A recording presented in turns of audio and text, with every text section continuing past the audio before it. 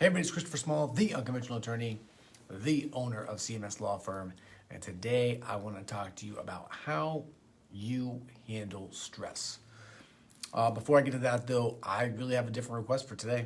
I just want to ask if you get anything out of this, if you like this, please share it. Put it if you know any other law firm owners that you think might benefit from this, just maybe send them a message. Say, hey, check this thing out. It's helpful to me. I think it might be helpful to you.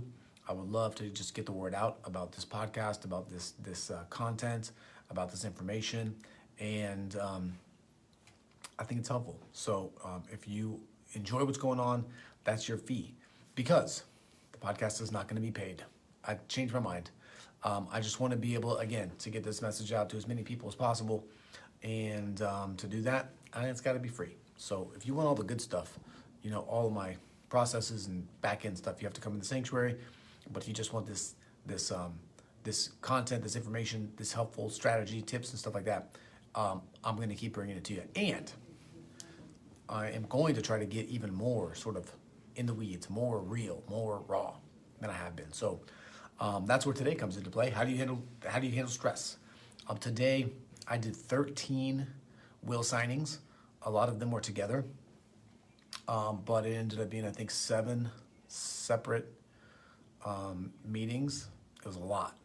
And by the end of the day, man, I was tired. I was stressed out. I wasn't supposed to do that many. There were some scheduling snafus. There were some things that popped up that shouldn't have popped up.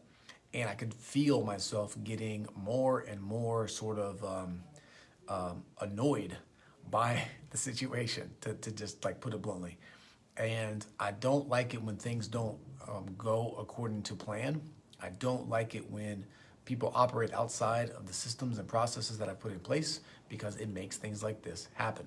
And I think it's interesting to think about how you operate when these things arise, when stress, when the day starts to get to you. What do you do? For me, I think one of the things that I really am proud of about myself is my ability to maintain a certain level of self-awareness about what's going on. So I can feel the temperature rising in my blood. I can feel that things are going on, but I have this ability to sort of catch it before it goes too far, to assess it sort of internally, and then to operate and act outwardly in a manner that I think will get the best sort of bang for the buck. I don't yell. I don't project, really. I don't do any of that kind of stuff. I'm trying to think about what can I do right now that's going to fix the current situation, and also make sure that in the future we don't have any of the problems that we have been experiencing for the day. And there were just like 7 different things that popped up. And so they're just things that, again, they just get to me. And, sometimes you have stress about cash flow. Sometimes you have stress with your family. Sometimes you have stress in all these different places. And the only person in charge of handling it well for yourself is yourself. And if you are not vigilant about your own self-awareness, if you aren't vigilant about the way that you are feeling and operating and coming across to other people, it can be a real problem, and it can have effects that go against what you might want, right? So for me, I want my people operating at a high level. I want them operating relatively freely. I want them to be I don't want them to be worried about me yelling at them or coming down on them. So I don't do that. But at the same time, we got to follow the rules. We got to do the work, right? We got to show up for each other. And when that doesn't happen, that's what gets me kind of stressed out. So if you are a yeller, if you're a screamer, if you're if you go in a turtle shell, if you put up walls, these are things that you need to work on as a leader. I still have a long way to go. I'm far from perfect. But if you're not actively thinking about things, if you're not actively dealing with them, if you're not actively working on them, then you're not going to get better, and your business is not going to get better, and it's certainly not going to be able to run without you. I think these are some of the things that this is why I'm so disappointed and so stressed out.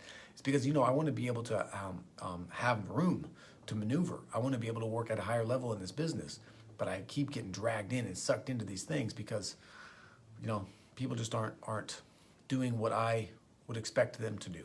And so we have to figure out a way for everybody to meet those expectations and do it in a way that doesn't require me to be involved all the time.